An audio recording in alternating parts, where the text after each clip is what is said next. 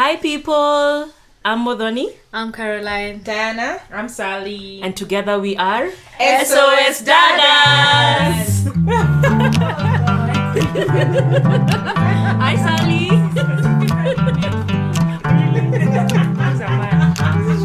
She didn't know what she was doing.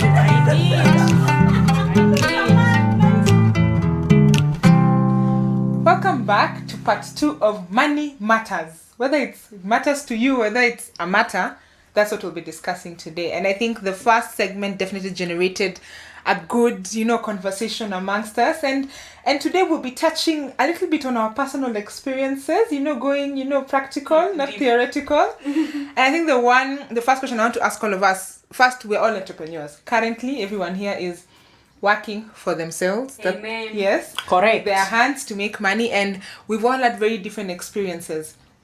So I'd want to know, how has your financial spend changed from when you were employed to now that you are currently an entrepreneur? I know Modoni has been in this much longer than we are, so I'll have her go last. So she has some of us have been in this just 1.5 years, almost 2 years. But I'll start with Sally. How has your financial spend changed from when you were employed and now that you're self-employed?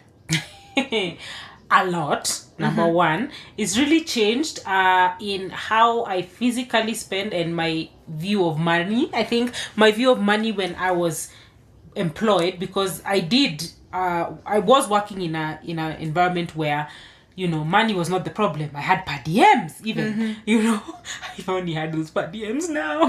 But I had per diems. I would barely touch my salary. I was literally traveling around having money to spend, and we're always being told ban. Budget needs to be banned. When you work in a project, for those of you who know the developmental world, you have a budget and you have to ban money. Wow. Banning money means spending, and spending in things that really have no significance. So then I was just having money to burn, and I was not conscious. I think I was in a vegetative state. I was in a vegetative state of just spending money because it was in front of it was at eye level. Right now, where I'm the one who's actually having to make the money, like, with hard work. Not that I was not working hard. Hey, if my boss is listening, I was working hard. But now I have to think about I have to put my money in risk, I guess. Because before there was not much risk, but now I'm in risk. So I have to become more calculating in how I spend my money. Great. Carol, how's been your experience?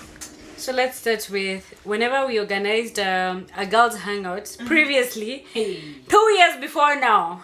In my mind, I was like, why is Modoni always complaining about where we are going? Because I think the three of us who are working, we all wanted to have different experiences.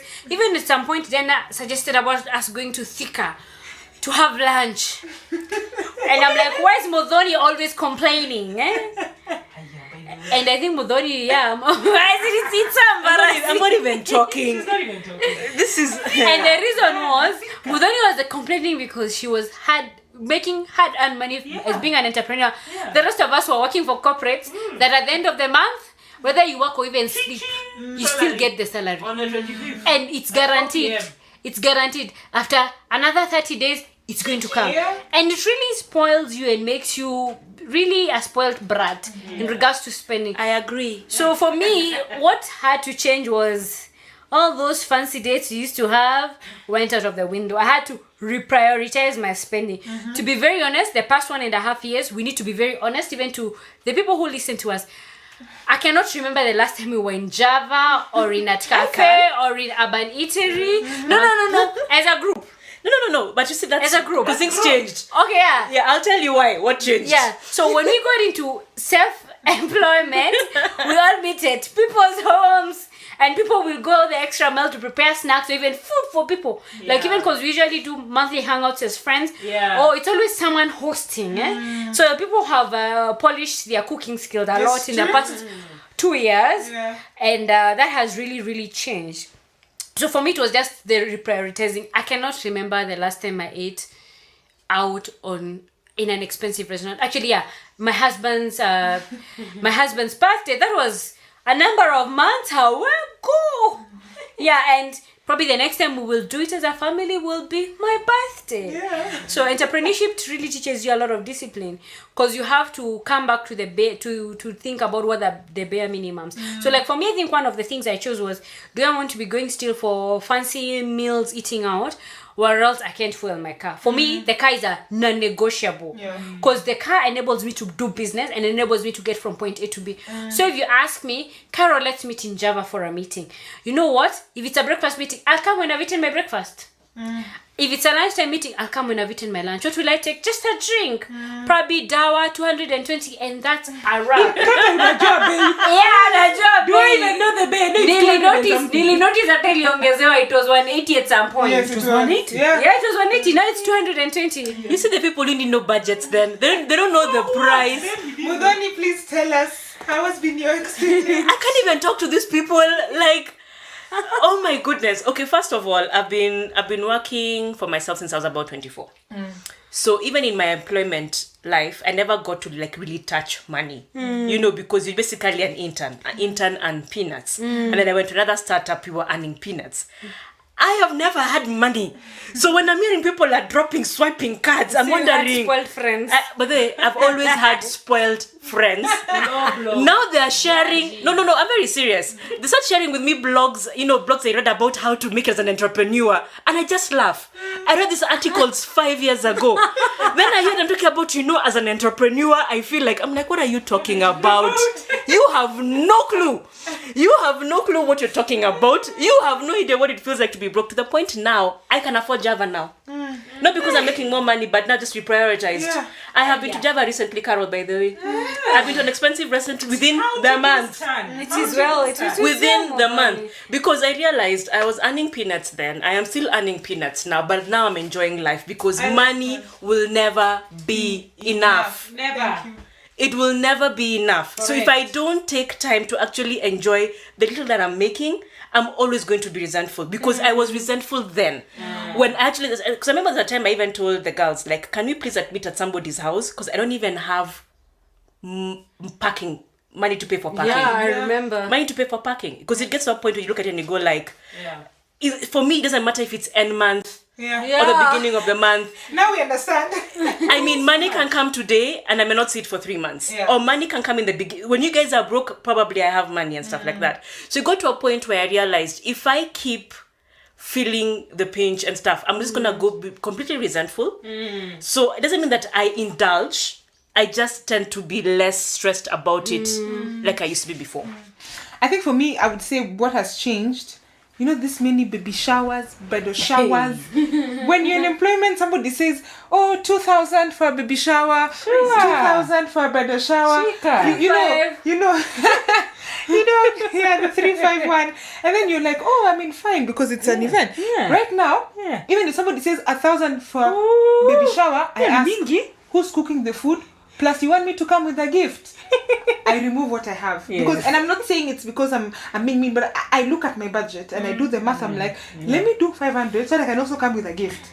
Because if I do 1,000, my whole spend for that day can even end up being 3,500. So this entrepreneurship, just it's eating humble pie, And we're not saying it's a bad experience, but maybe God had to bring us to this space. To understand me. To understand Mudhoni, to understand money, and also just to allow us to grow our many talents which we didn't know we have. Because right now there's so many things we're learning. We're out of our comfort zone. We are the managers, the financiers, the marketers. You're the Ngu person. So I can say it's definitely been a lovely experience. And Carol, coming to you, there's this common verse, Philippians 4:19, but God shall supply all your need according to his riches in glory by Jesus Christ. Amen. Right? There's even a song. But God shall supply all my needs according to his riches in glory. I'm telling you. My question to you is, I always get the feeling that some Christians get to hide under this banner of God shall supply my needs so they don't work hard. Have you seen this trend? Do you think it's something that is happening around us? Yeah. No, actually, it's the truth. Like I've had instances of people where you're being told, this person was very hardworking, then they got saved and became a believer, and they spend I don't know how many nights in Akesha praying, and they're not being productive at work, which goes back to God has created us to have seasons, and there's a time for everything. When you do the wrong time, even if it's prayer, at the wrong time, you're doing the wrong thing at the wrong time, God is not going to honor that. And he's a God of order. He also created the earth in 6 days, and the seventh he rested. He worked. So it goes back to, as much as we're saying that my God shall supply all my needs according to his riches in glory, which is infinite. Yes, there is that, but we cannot hide as believers under the banner of laziness because of that. Correct. So, like, giving an example, two very examples that stood out for me when as we were preparing for this podcast. I've never seen a successful lazy Christian. Yeah. And even I've never seen a successful lazy person in the Bible. I'm yet to see, by the way. So, and my first example is that God actually does provide for his people through miracles. Case in point, the Israelites, they were on a journey for 40 years. Yeah. When they were in the desert, when they complained so much about not having meat, what happened? God brought manna from heaven and quail to them, which was their meat. But it came back to, God did not land it in their tent on your pan for you to eat. Yeah. They had to work, Yeah. which meant every day the Israelites had to go And collect their manna what and they quail need. and come back. And they did that every other day. So that's the first example. Then the second example that even I remember from these, which surely God does not condone laziness, is we remember the story about Elisha. It's in 2 Kings 4. Elisha had a servant who died. When the man died, the man was in debt. And his wife comes and tells Elisha, your servant, you know that he served you faithfully and served the Lord faithfully. However, debtors are coming to pick my sons to be slaves to go and be slaves so that they can pay the debts that my husband owed. And then the prophet tells her, what do you have? And she says, I have just a little oil in my house. And he said, go and collect enough vessels from your neighbors, and put a little bit of oil, close the door behind you and put a little bit of oil in it. And they were able to fill all the vessels they had till the son could say that we do not have any more. And then from even filling the vessels, they were able to sell them and pay their debts. Yeah. So that from that story we learned two things. This woman could have decided, the prophet has not given me money to go and pay these debts. But you see, the prophet is providing a solution. This solution is not laziness. Yeah. But then, can you imagine the embarrassment of going as a assistant pastor's wife to borrow? Because I'm imagining Elisha was like a pastor and then an assistant pastor. An assistant pastor's wife going to all your neighbors. Aki nisaidie na mtungi. You know, like really, the embarrassment of doing that. Yeah. Your husband served the Lord. The embarrassment of actually accepting that you guys are in debt and you're borrowing vessels so that you could put a little oil, hoping for a miracle. Then secondly, the embarrassment of selling, putting yourself out there. Oil, buy oil. As in, I'm very honest to be there's no laziness in this. Yeah. This woman from this story, we see her being diligent. She had to work. Yeah, to work. she had to work. We see the same also happening with the Israelites in regards to them collecting manna. So at the end of the day, God does provide. But we have to do our part. Indeed. Your part is being diligent. Your part is honoring God in your work. And he blesses the work of our hands, not the work of our laziness. So as much as we will keep quoting that verse, we need to step out as believers and do our part. And by the way, if you're a believer and you're lazy and you're not being diligent, you're just hiding under that banner to be lazy. Just remember, first of all, that even God says, fast for men. If you do not provide for your family, you're worse than an infidel. So even God rebukes you. Then the second thing, we're reminded in Colossians that work as if you're working for the Lord. So the moment that even you do not have a good work ethic in your workplace and you're being lazy as a believer, imagine you are not being a good brand ambassadors for God. Right. You're actually tarnishing God's name by not living the example of what He's called you to. So our employer then, our first and actually only heavenly employer then. My pastor says we have an undercover boss. God, He's always there. Whether your physical boss is there or not, remember your undercover boss is there, and He will pay you for your dues because He sees what man does not see. Because the Bible says you will reap What what you sow. Yeah. So you cannot sow apples and then want to reap oranges. It doesn't work like that, yeah? No, wrong. Mudhoni, I mean, if I was to ask you, many people, fine, let's say whether in abundance or in lack or either, many people struggle with tithing. The concept of actually we don't give back to God, we return. You actually return what he has given to you. What has been your experience when it comes to tithing, and how can you say God has come through in this area of your life? Let me just pay your tithe. Pay, Amen. not give. Give, pay, however you want to do it. Just do it. Correct. Take the Nike advert and put it next to tithe. Just do Just do it. Just do it. Correct. And I will explain why. When you go through financial issues, you start wondering, like, I can't give out my 10% because I really need it, right? Because you feel like if I'm earning little money, what do I have to give? You understand? So let's say I do this job and I make 10,000. You feel like giving out 1,000 is so much, yet I haven't paid my phone bill, I haven't paid for electricity, I haven't paid rent, I don't have food.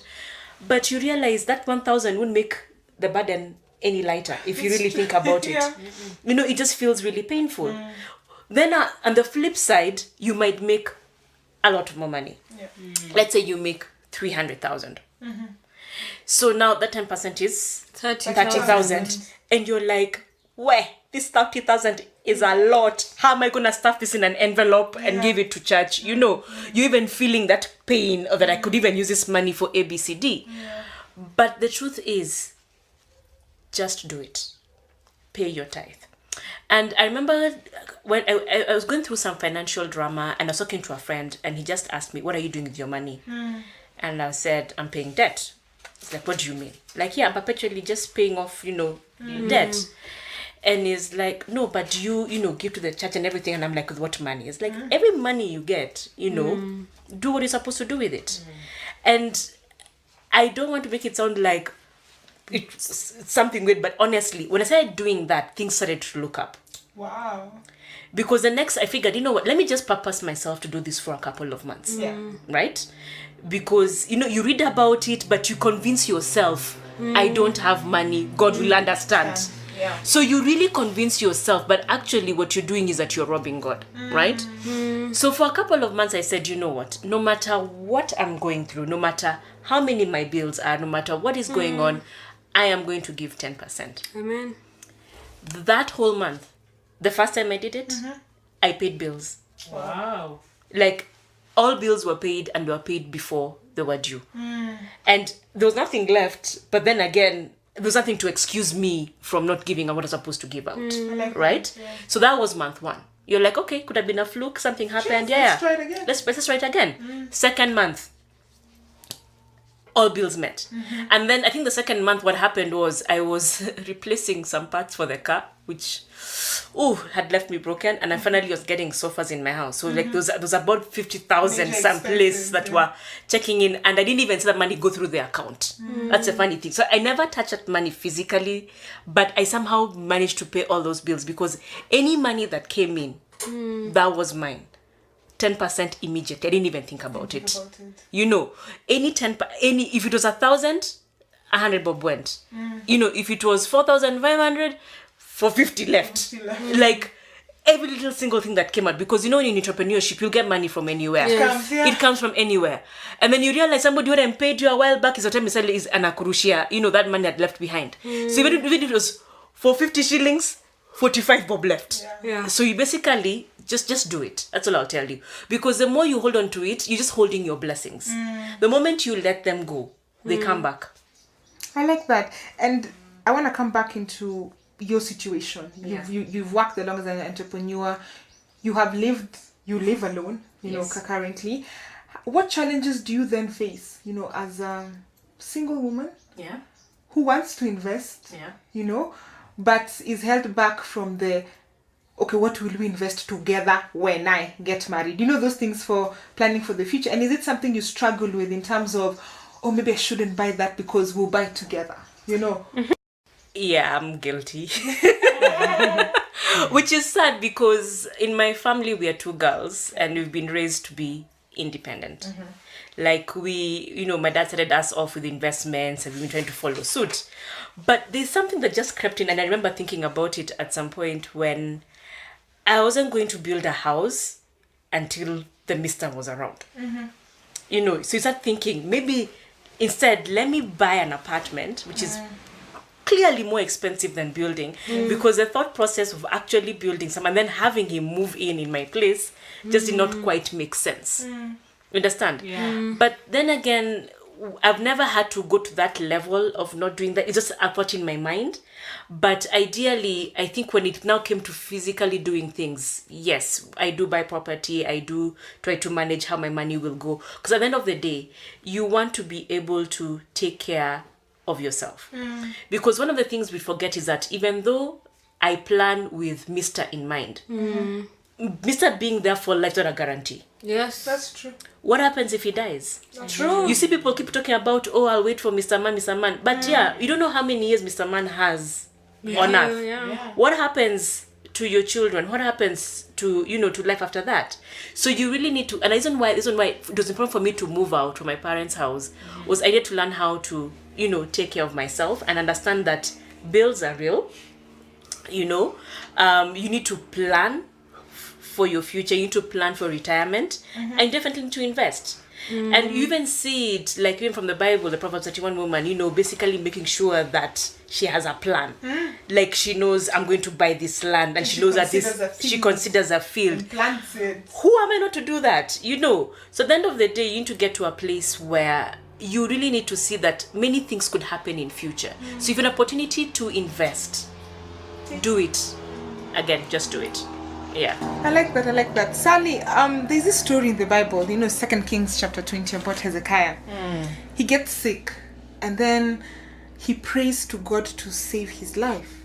And then he I think there's a miracle that he asks God to do, to turn the shadow. I think it's 10 degrees backwards, Yeah. because he says to turn it forward is an easy thing, and then hard thing. Exactly, do the hard thing, and God entirely actually does that, and of course this causes a spectacle in the surrounding nations because they are heathen, they worship idols, so they see that their idol, quote unquote, the sun has moved backwards. So they come to visit Hezekiah in his house. They're like, hey, of course it's something strange happening. It's a phenomenon. And when they come to his house, what does Hezekiah do? Hezekiah shows them his thing. He's like, look at my. And he never once lifts up God's name. He never once, he's just like, he didn't even mention that it's God who healed him, because they came to search who is this God. But Hezekiah lifts himself up together with the things that he owns. And I feel sometimes as Christians, many of us, struggle with this thing. When we are in need, it's for I'm dying God, and we pray and we pray and fast, and we tell our friends to intercede for us, and people are praying and fasting for your deliverance or for your prosperity, and then God answers your prayer. And then once it's answered, somebody asks you, hey, but how did you come with that? Hey, you won't believe, I met somebody and I invested in this. And God is like, wait. I thought I'm the one who came. So how do we as Christians, guard ourselves from this back and forth? Because it's easy, it's human, it's carnal. Yeah. Oh, wow. Like that Hezekiah story, there are very many of them going on right now. And I guess some of us may fall victim to that, especially when we are honest with ourselves on who exactly is the supplier of our needs. Yeah. And so this is a prayer, because I'm sure Hezekiah prayed and said, God, we need a big thing, come through. And God comes through as he does.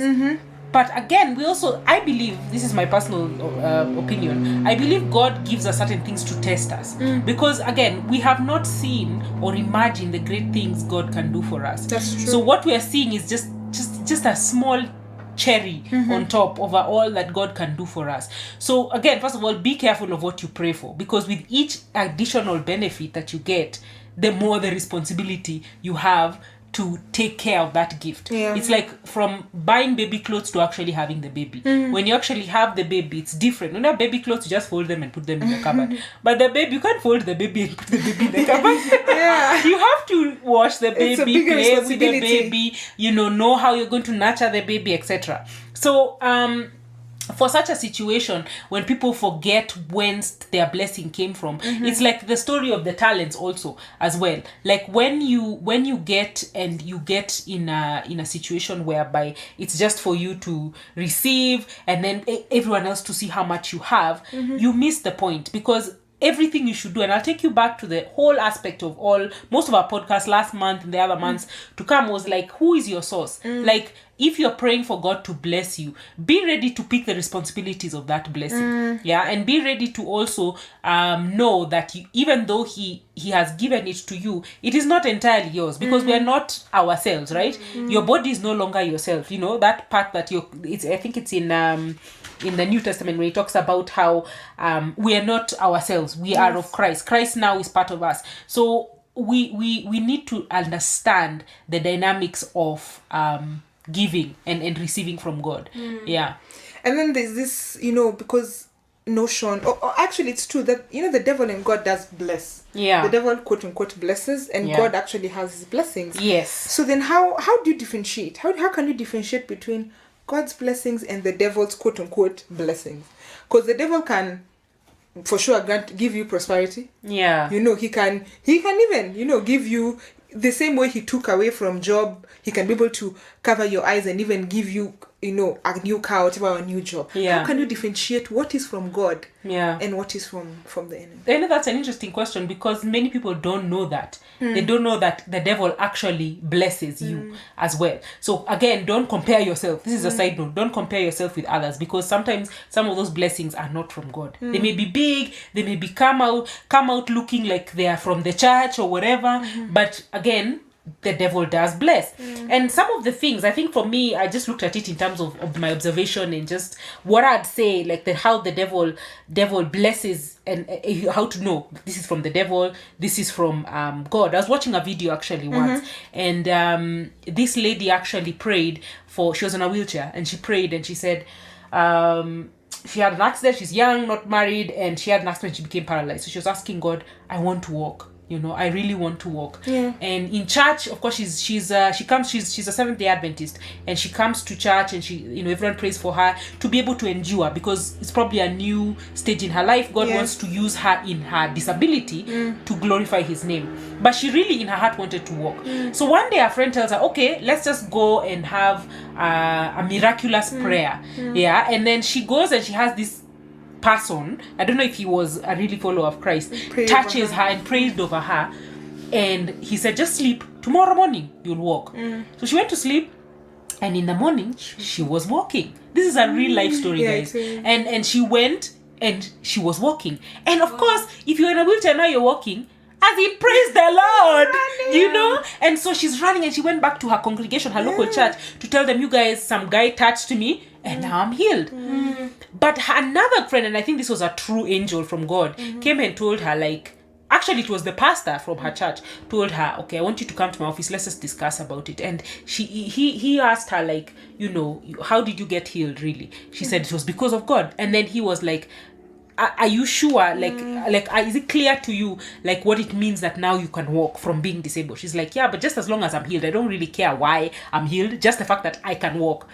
So the pastor said, pray about it and find out if it actually is God's will for you to be walking again now. So she said, you're judging me, pastor? Me, I've been healed, so please let me walk. So she goes back home and she takes the pastor serious, and she says, God, I love you, like, I want to. Of course she enjoyed walking, but she's like, did you want me to walk right now? And so she sleeps. Was it your will?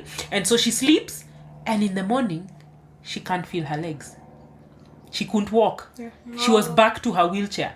So, I mean, some people are like, ooh, what happened? But really, that just goes to show that healing did not come from God. It came from another force, which we would only say there are only two forces in the world, that of evil and that of good. So in that sense, usually God's wealth is one that edifies you and others. Well, the devil's wealth is that depletes you. It actually brings you to a lower level. Yes, you may have cash money, you may be there, making it rain, but you're actually depleted, because you have to kind of lose your values in order for you to sustain that wealth. Secondly, God's wealth builds you, it grows you, it makes you better, not just in the money part, but in other aspects of your life. While the devil's wealth breaks you down. it makes you compromise when you shouldn't be compromised. And then again, the devil's wealth is short-lived.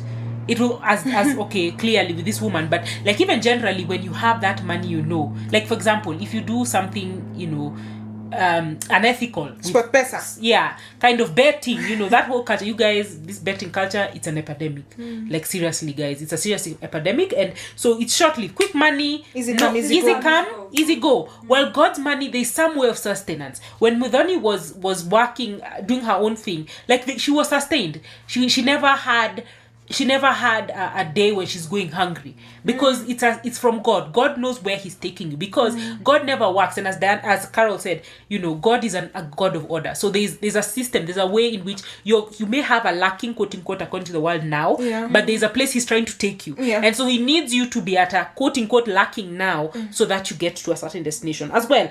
Usually the devil's wealth is like unrealistically coming, while God's wealth is holistic. It's very all rounded. You'll be wealthy, you'll be rich, and there's a difference between wealth and riches, because riches is more of the temporal one. So essentially, you're guaranteed certain harvests in God's wealth, while the devil's wealth, you're eaten by moths. It just leaves you. It leaves you as empty, it came, lacking, empty, even worse than you were before. Thank you so much for that. And I'm sure this topic can generate and has generated a lot of interest, and we want you just to go on our Facebook, Instagram, and our YouTube. Write to us questions. What questions do you have on money? What questions what challenges are you facing? Because you know, we all have very many different challenges that we're facing, whether it's in regards to giving to Caesar what is Caesar. You know, there's the whole tax thing. You know, some of us struggle. Have you returned? Yeah, you know, with returning our taxes. And it's important for us to know. In June. Yeah, the deadline is in June. And to meet it. I need to. And God has put these systems to reveal our character, right? You know, and to show us, I'm struggling here and I need to work. Yes. So please tell us what you're struggling with. We can pray with you. We can be able to even just give you our experiences. We're not experts, but our experience can be able to bring you closer to a solution. And through God's power, you can be able to know what you can do better in your life. Yeah. So find us in our Facebook, our Instagram, our YouTube. Our handle is SMS Dadas, and we look forward to hearing from you. Till next time. Bye.